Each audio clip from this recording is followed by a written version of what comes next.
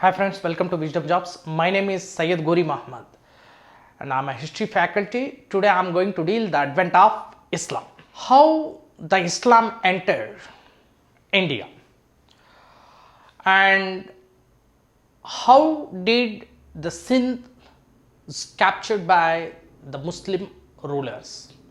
And let us discuss the importance here. First of all, let us know the basic thing about Islam. The basic thing about Islam. What is Islam? Islam means to surrender. The literal meaning of Islam is to surrender. To surrender before the God, leaving the ego. Right. To surrender before the God. Right. The literal meaning of Islam. And who founded Islam? Islam is not a religion but a lifestyle, the pattern of life, the way of life, or the behavior of a person, right? How the behavior should be, how the lifestyle should be, and this is taught by Islam. What does Islam preaches? Islam preaches peace and tranquility. Islam preaches universal brotherhood. Islam preaches communal harmony. Islam preaches peace and tranquility. Sulaykul is the concept of Sufism, right? And Sufism is a sect of Islam. And here Sulaykul means peace for all, right? And now Muhammad Prophet founded this in the year 612 AD. Muhammad Prophet. Prophet Muhammad founded Islam in the year 612 AD. And Prophet Muhammad was born at Mecca in the year 572 AD. 572 AD at Mecca. Later he migrated to Medina called Hijri in the year 622 AD after founding Islam. Right, after 10 years of founding Islam, he migrated to Medina, and this is called, and the migration and the great journey of Muhammad Prophet came to be known as Hijri. So Hijri started from 622 AD onwards, right? And Hijri means Islamic calendar. Islamic calendar started by Prophet Muhammad, right? On whom the Holy Quran is revealed. Holy Quran came down by the name of Prophet Muhammad, right? And there are a few principles taught by Prophet Muhammad, and they are mainly Panchasutras in Islam, 5 basic principles of Islam. One is Kalima, and second one is Rosa. Third one is Namaz, and fourth one is Zakat, and fifth one is Hajj. What is it? Hajj. Kalima, Rosa, Namaz, Zakat and Hajj. Kalima means the basic principle of Islam, the basic hymn, H-Y-M-N. Hymn means like equivalent term in Hindu context, shloka, hymn in Islam, kalima. Ashhadan la ilaha illallah, ashhadan Muhammadan abduhu rasuluh. I testify that there is none worthy except God. I testify that Muhammad Prophet is the messenger of the God. So this is the basic meaning of this kalima, the hymn. And next, second one is Rosa. Rosa means fasting in the month of Ramadan. Fasting in the month of Ramadan. Namaz. Namaz means every Muslim must offer namaz 5 times in a day. Zakat means it is something like, charitable activity. Charitable activity where a rich Muslim shall donate 2.5% of his annual income. 5% from his annual income to the needy and poorest of the poor Muslims, right? And this is zakat, right? And this zakat also very important aspect in the month of Ramadan. And next, Hajj means pilgrimage to Makkah, right? Right, many Muslims Muslim pilgrims, they used to pilgrimage to Makkah, and this is Hajj, right? So these all are very important principles in Islam. Now, few important terminologies here. Everyone must remember this with respect to the civil services and SSC examinations, right? Like Khalifa, few terms. Khalifa means after the death of Prophet Muhammad, the spiritual and political throne came to be known as Khalifa. And there was a huge conflict between the followers of Muhammad Prophet and son-in-law of Muhammad Prophet, Muhammad Ali and Abu Bakr. Abu Bakr and Muhammad Ali. Abu Bakr was a staunch follower of Muhammad Prophet, while Muhammad Ali was son-in-law of Muhammad Prophet, right? Abu Bakr and versus Muhammad Ali. Most of the people, 97% of the people supported Abu Bakr, right? Abu Bakr was Sunni. He was a Sunni, while Muhammad Ali's followers only 3%, and they are Shias. What is it? Shia.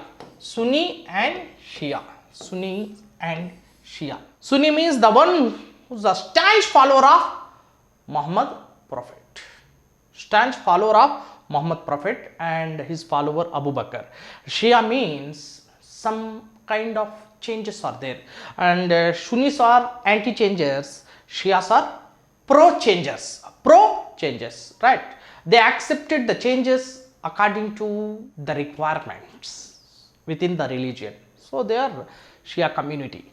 And next, so here Khalifa means after the death of Muhammad Prophet, the spiritual and political throne came to be known as Khalifa, and he is the head of all Muslim kingdoms.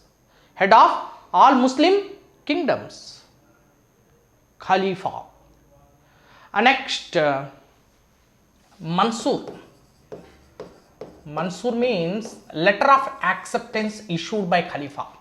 Every head of an Islamic state must possess Mansur from Khalifa. Every head means head of an Islamic state means Sultan. Sultan means an head of an Islamic state, or king of an Islamic state, or Nawab of an Islamic state, or a Muslim kingdom. And this Sultan must possess Mansur from Khalifa, which means Khalifa recognizes and identifies the state of or the kingdom of a Muslim ruler, right? As he was an emperor, as he was the head of all Muslim kingdoms, right? And every Sultan must possess Mansur from Khalifa. These are the important terms, right? And now Khalifa, Mansur, Sultan. Sultan issues farman. Farman means is the equivalent term nowadays GIVO, government order. Sultan issues farman. Every citizen under this Muslim kingdom must obey the orders of Sultan in the form of farman. And next, ulema. Ulema means the one who is the head of Islam religion, head of the Islam religion, or Islamic guru, right? And he issues fatwa. Fatwa means religious order. Fatwa means religious order. And Sharia will also there beside it. Sharia means Islamic law or personal law of Islam.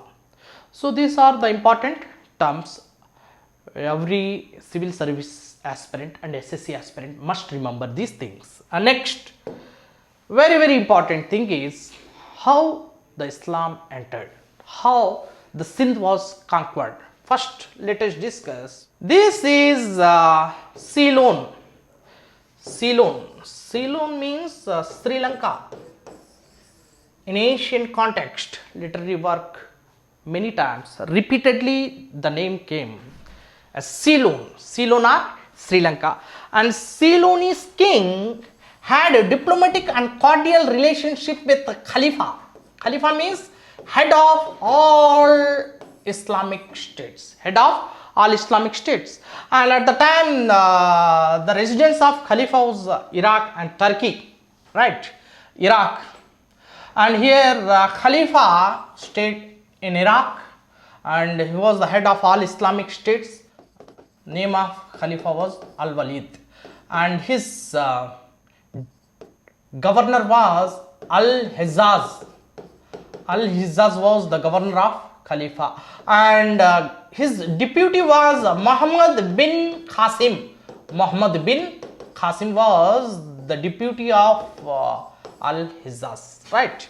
And here we must remember one thing. Ceylonese king had diplomatic relations with Khalifa Al-Walid. So, he sent 3 shipful of gifts to Khalifa consisting diamonds, emeralds and precious stones along with beautiful girls, and these ships are started the voyage, but when they reached a halt station called Debal in Sindh, they reached a halt station called Debal, which comes under Sindh territorial jurisdiction, and the ruler of Sindh was Dahir.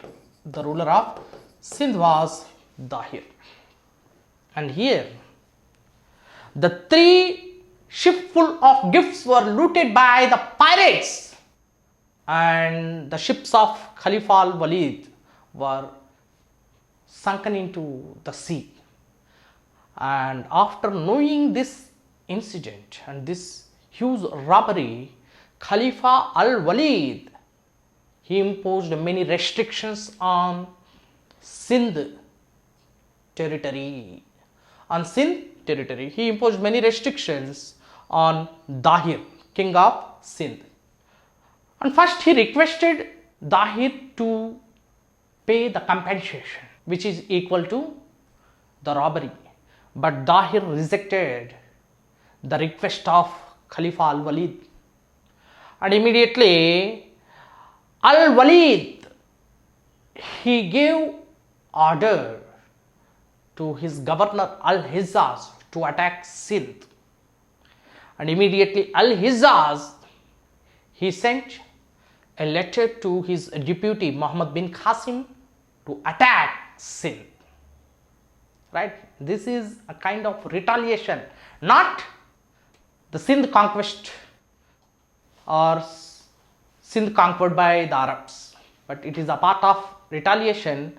Few troops under the control of Muhammad bin Qasim arrived the northwest frontier provinces of India, and immediately there was an official battle fought between the 2 groups, Dahir and Muhammad bin Qasim. Though Muhammad bin Qasim came with a small troop and a small army, but Dahir did not resist effectively. The reason was the huge political disunity in the northwest frontier provinces of India. Not only northwest frontier provinces of India, but the whole India was a victim of political disunity. There was no political unity and strength in the Indian kings, native Indian kings. That was the major problem, and that was the main reason that India went under the control of the foreigners, right? And Dahir's troops were attacked by the Arabs' troops, and immediately Dahir lost his life, and wife of Dahir was married by Muhammad bin Qasim. And immediately Muhammad bin Qasim in the year 712, after scoring upper hand over Dahir in the battle of Revar in the year 712, he imposed jizya. Jizya means a religious tax, an intolerant tax. Every non-Muslim living in Muslim kingdom shall pay the tax. Every non-Muslim living in Muslim kingdom shall pay this jizya, and that was the condition, right? So this is how jizya started in the Indian history, right? But a famous historian, Lane Poole,